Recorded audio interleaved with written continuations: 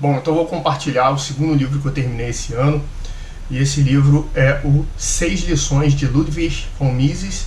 Para os mais íntimos, só Mises. Mises, para quem não conhece, é um economista austríaco, né, defensor aí do liberalismo clássico. Bom, e nesse livro, na verdade, o livro não foi escrito pelo Mises, ele foi um compilado de palestras que Mises deu na Argentina, logo depois do peronismo e da ditadura militar, que a esposa dele fez um compilado das palestras que ele apresentou lá na Argentina. Então aqui eu vou trazer alguns conceitos que o Mises traz no livro.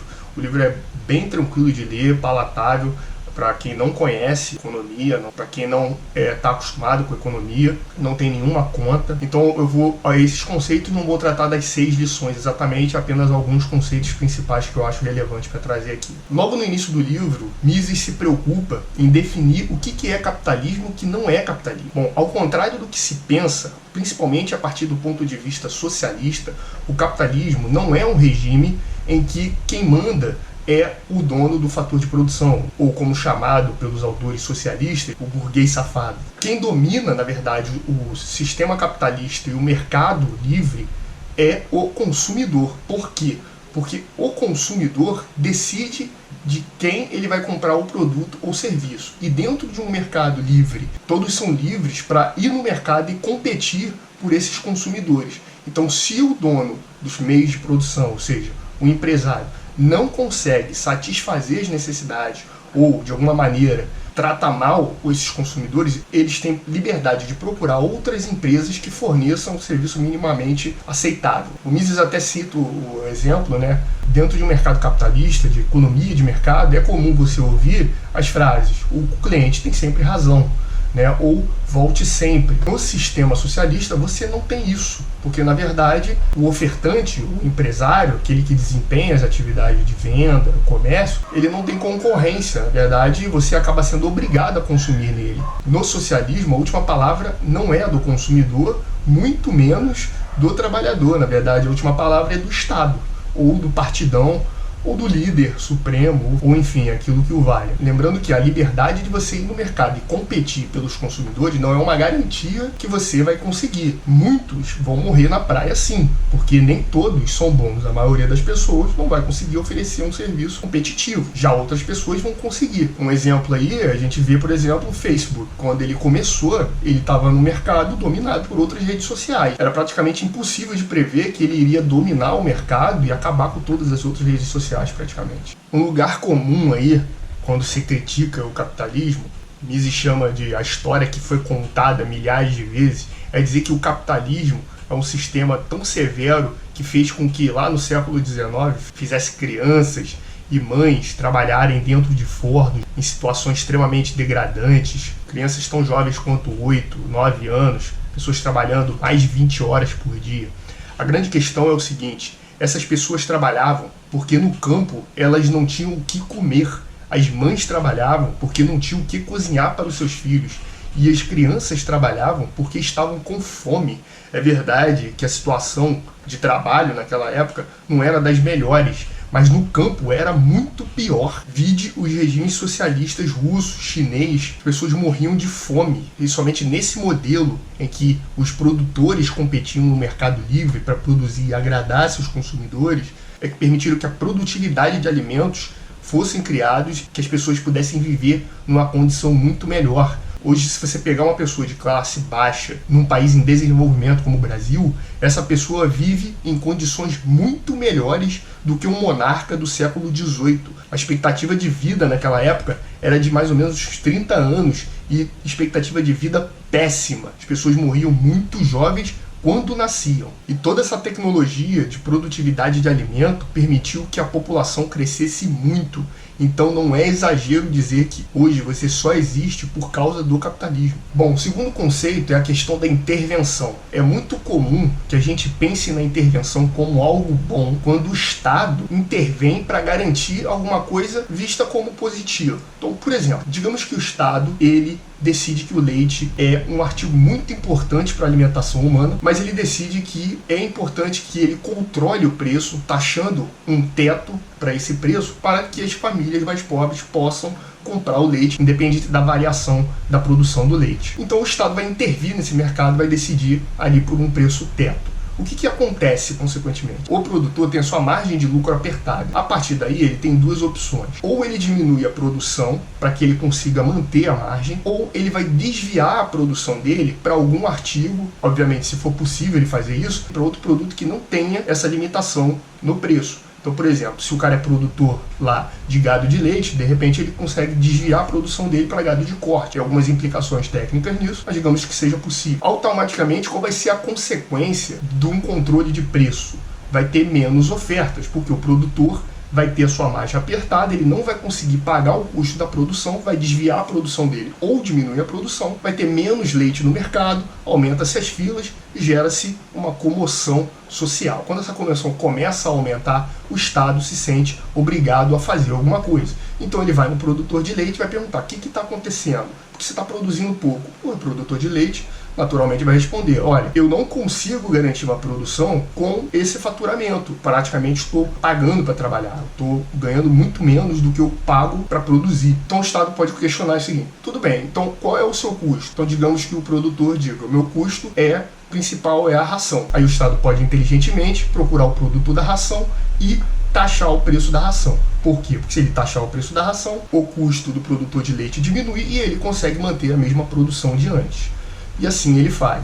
Só que o que vai acontecer? O produtor de ração vai seguir o mesmo caminho. A margem dele vai apertar, ele vai ter que reduzir a produção dele. E isso vai gerar novamente uma produção de leite muito menor. Filas intermináveis, gôndolas vazias. Então o Estado vai de novo lá no produtor de ração e vai perguntar: o que está acontecendo, qual é o problema? O produtor de ração vai falar: olha, o preço do grão é muito alto, eu não consigo manter uma produção com esse faturamento e esse custo dos grãos é muito alto. Então o Estado vai lá nos grãos, no produtor de grão, soja, milho, que seja, e vai taxar o preço do milho, da soja, o grão que seja composto aí dessa ração. Mais uma vez vai acontecer a mesma coisa. A margem do produtor rural já é apertada, vai ficar mais apertada, e ele simplesmente vai deixar de produzir ou vai produzir muito menos. Em todos esses casos, você percebe que o Estado vai intervindo cada vez mais na economia e o efeito dessa intervenção é cada vez mais desastroso. Nunca chega a alcançar o objetivo que ele queria lá atrás, que era garantir o leite para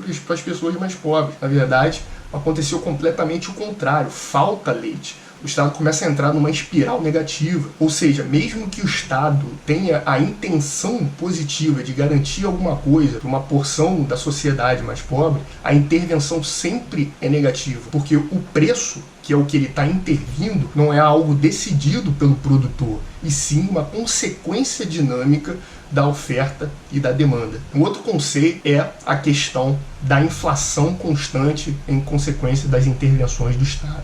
O que acontece? Desde que a moeda saiu da moeda mercadoria para a moeda de curso forçado, na minha outra página, Meneceu Insights, vão lá ver, eu tenho um post explicando qual é a história da moeda, como a moeda foi se transformando ao longo do tempo. E a moeda chamada de curso forçado, ela tem esse nome porque de fato ela é forçada. O nome técnico seria a moeda fiduciária. E por que moeda de curso forçado? O que acontece? Antes dessa moeda, a gente tinha uma moeda com lastro. Significa que cada papel moeda representava algum tipo de resgate de algum produto com valor real. Por exemplo, o ouro, como era antigamente. Então, a moeda tinha um lastro em ouro. Hoje, a moeda não tem lastro em nada. O valor dela advém da simples imposição do Estado. Ou seja, o Estado baixa uma lei dizendo: essa é a moeda que vale e vocês têm que aceitar. Isso é moeda de curso forçado. Então, como isso funciona em termos de intervenção e impressão de dinheiro?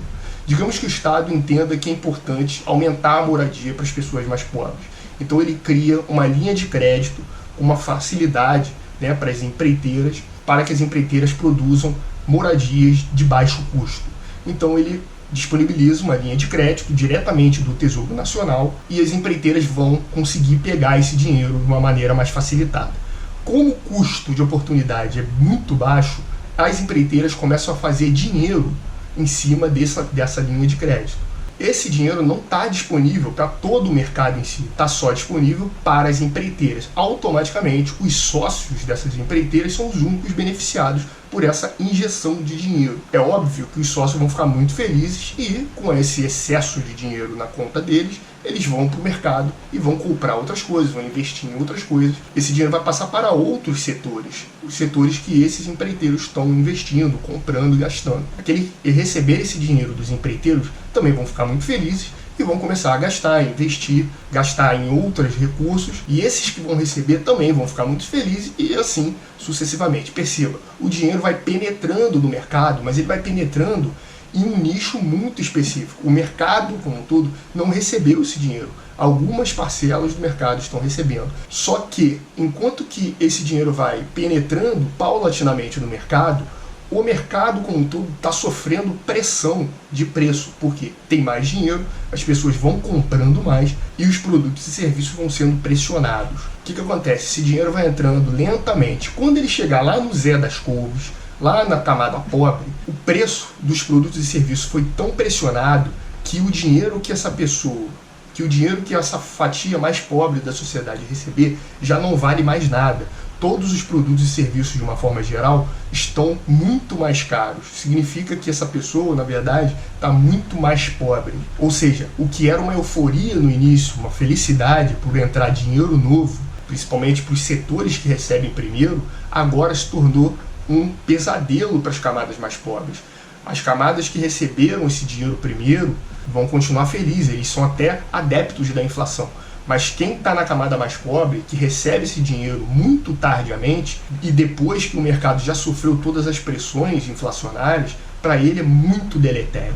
E um último conceito que eu achei super interessante é que Mises demonstra através de exemplos, sobretudo o exemplo da Inglaterra, como sendo um país que desenvolveu o sistema capitalista, a economia de mercado aberto, e conseguiu acumular mais riqueza, e a destinação desse capital começou a ultrapassar as fronteiras do país, de maneira que a Inglaterra começou a buscar outros países no sentido de criar novos mercados. Países que conseguiram poupar mais, começaram a buscar outros mercados, pressionando outras economias, principalmente no sentido de transformar essas economias em economias livres e também economias de mercado, porque obviamente em países livres de mercado são potencialmente seus consumidores. Então nessa fase há um grande investimento em países estrangeiros, Índia, Austrália, Estados Unidos, como na criação de universidades, obras de infraestrutura, e esses investimentos pesados nessas economias permitiram que muitos desses países evoluíssem muito em termos de desenvolvimento econômico e desenvolvimento da capacidade produtiva que tem hoje. Então, esses são os conceitos principais. É um livro extremamente interessante e óbvio que eu recomendo a leitura. Como sempre, vou tentar deixar o link do preço mais barato e mais em conta que eu achar. E até o próximo livro.